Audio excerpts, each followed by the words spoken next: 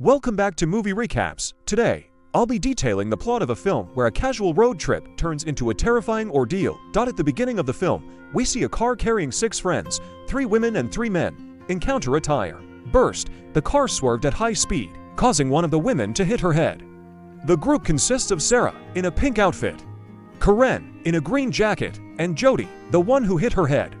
The men are Jeff, in a blue shirt, Todd, in a gray shirt, who is the car owner, and Todd's friend, Eric, in a white shirt. They are all on their way to Jody's sister's birthday, which is being celebrated in a remote town. The route they're taking is so isolated that only a handful of cars pass through it in a month. Initially, all seems well. Todd, as the car owner, plans to replace the tire with the spare. With 3 men in the group, it shouldn't be a complicated task.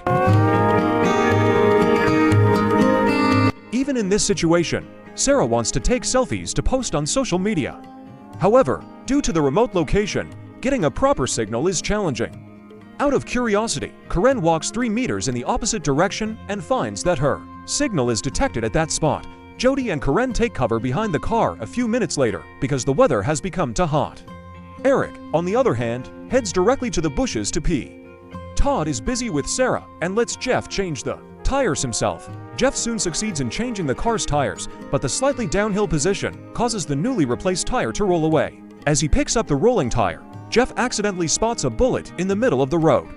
His friends, meanwhile, are busy chatting, and Eric is relieved to relieve himself. In the middle of their conversation, Todd notices his car's rolling tire and chases it down the street. At the same time, Sarah intends to check the condition of the tire Jeff has just replaced. She is immediately shocked to see Jeff horribly dead, so surprised that she remains silent. Todd, who has retrieved the tire, is still unaware that something is terribly wrong. Unfortunately, in that short moment, Sarah is hit by a shot from nowhere. Karen and Jody are still unaware of the looming threat. Sarah's eyeball is pierced by a bullet, and at that very moment, she is hit by another shot. From there, Karen surveys her surroundings, not knowing where the bullets are coming from. Without delay, she immediately shouts and tells her friends to take cover behind the car. Todd, still unaware, is caught off guard and shot in his left shoulder. Meanwhile, Eric, who doesn't have time to reach the car, has to take cover behind a tree trunk. They are being shot at non-stop and can only take cover behind the car. No one expected the tire burst to turn into a disaster. It's clear that the blown tire was caused by a trap set by the shooter. An hour later, they are confused by their entrapment. Karen, being the daughter of a military family, assumes that the shooter is using a silencer to muffle the gunshots. Additionally, the bullet not penetrating the car indicates that the shooter's position is quite far from theirs. Todd's left shoulder wound leaves him weak and unable to move much. Even worse, Eric can only stay behind a tree trunk and hope for a miracle. Upon reflection, the tire Jeff replaced was actually already installed, and all they had to do was tighten the bolts. But it's impossible to do it now. They have to find another plan to get out of here alive. Not long after, Karen mentions that 3 meters in the opposite direction, she still gets a signal on her cell phone. Todd, who tries to extend his hand, is immediately given a stick by Jody from her pocket. Before that, Karen also sets up Google Assistant to immediately call 911 if there's a signal. Without hesitation, Todd immediately points the phone and gets a signal. Unfortunately, the moment Karen screams to call 911, the cell phone is shot by the long-distance psychopath. For their second plan, Todd intends to shift the car's gear into neutral so that the car can be pushed back to a position that gets a signal. They set up a formation. Jody is on standby in the front position to record the source of the shots, while Karen is in the rear holding a fake scarecrow. Todd tries to open the car door and shift the gears into neutral. At that moment, the scarecrow is shot. Then Todd gets into the car while trying to attach the keys. But due to being shot continuously, he needs to hide first and doesn't have time to change the gear to neutral. The good news is that Jody is able to track down the source of the shot, and it's discovered that the gunman is hiding in a tree. It's obvious that someone with a sniper is hiding in that tree. What this person intends is unclear, but what's clear is they've been in that tree for quite a long time. Todd, still unable to change the gear to neutral, tries to find protective equipment. Luckily, he sees his toolbox in the back of the car, and at that moment he's determined to retrieve the box. Todd manages to get the toolbox and immediately uses the iron cover as a hand protector. On the other hand, Eric can only surrender and doesn't know his friend's plans. After that, Todd, who has put a shield on his hand, immediately orders Karen and Jody to take positions. In such a short time, Todd immediately gets into the car and manages to set the car's gear to neutral. Unfortunately, he is shot in the hand. The car then moves downhill immediately. Karen and Jody can't do much, but still try as much as possible to hold the car.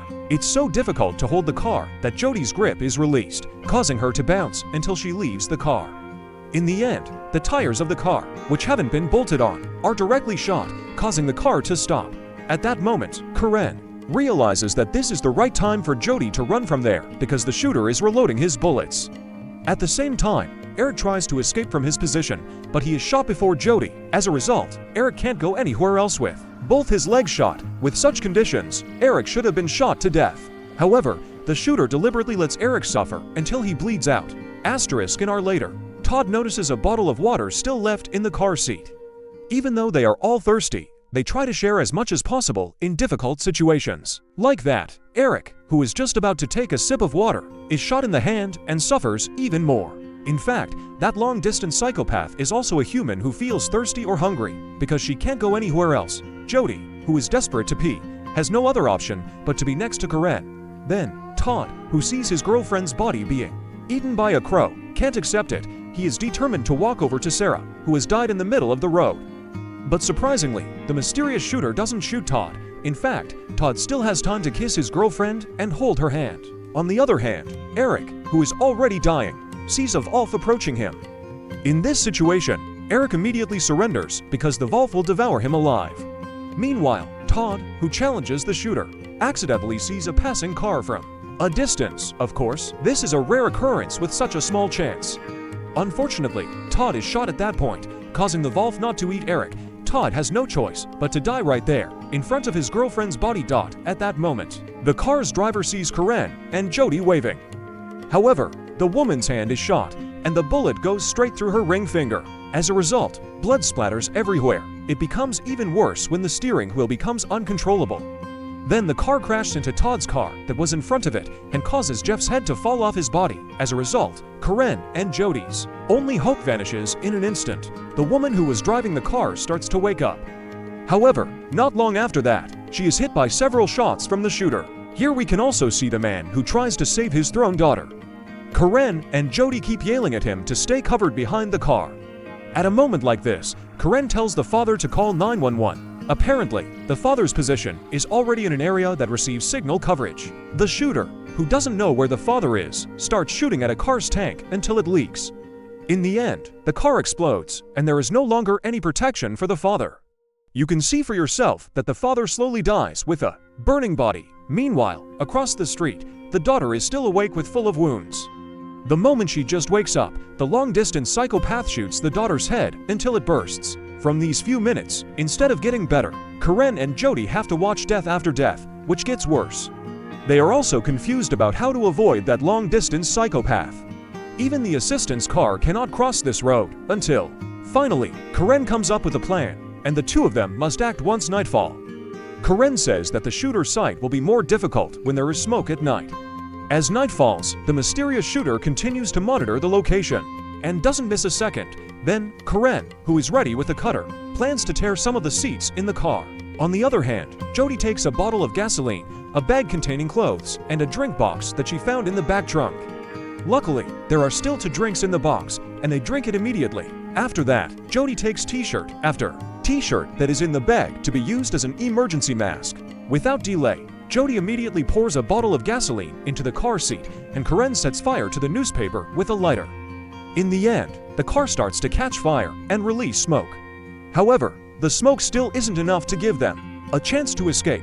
From there, with the appearance of the smoke, the long-distance psychopath starts to get annoyed because his visibility is getting unclear. But suddenly, Karen sees a police car approaching their location. This indicates that the 911 call that the father called has been successfully connected and traced. In fact, the police also bring 2 snipers who are ready to spy on the shooter's presence. Then, the police who have just arrived realize that the situation at this location is not good. Therefore, he asks the state police for additional assistance. But again, his jaw is hit by a shot from that mysterious person right then and there. Unfortunately again, the policeman is lying in the driver's seat and he accidentally steps on the car's pedal. From that opportunity, Karen immediately asks Jody to run, but Jody refuses because she still doesn't have the courage. Like it or not, Karen has to run alone. and unfortunately, the smoke is starting to thin out. At that moment, she is shot and dies on the spot. Now, the police, who had been four, have now become two people. At that time, Jody is determined to run to the police car, which is not far away. At that moment, there is a shootout in which the mystery shooter is clearly better than the police. Then, Jody, who has no other choice, immediately takes the police car. She plans to crash into the only tree that the shooter is using as cover. Amazingly, Jody manages to do this and makes the shooter fall from the tree. Jody immediately wakes up and tries to pick up the fallen rifle. Meanwhile, the shooter keeps trying to cut the rope that ties him to the tree. From here, you can see the figure of a mysterious shooter. This person really has nothing else to do and is on the tree waiting for the victim. In fact, throughout the film, we're not told who he actually is. The urgency of this situation makes Jody scared and rushed. At that moment, she shoots the man many times until he dies on the spot. Still not satisfied, it takes Jody one more shot to shoot the mysterious man in the head. However, while reloading the bullet, the gun's cock suddenly sticks. Like it or not, Jody then hits the man with the tip of the gun until his face is destroyed. Then Jody sees some scratches on the rifle. You could say this line marks how many victims have been shot dead on this road. As a farewell, Jody wants to hit the man on the head one more time. But unfortunately, the gun cocks and shoots Jody in the neck. It's really irritating to see this. If I may give a suggestion, it's better if the scene is cut when the shooter is dead. Well, after all, if you're going somewhere, figure out which road you'll be crossing.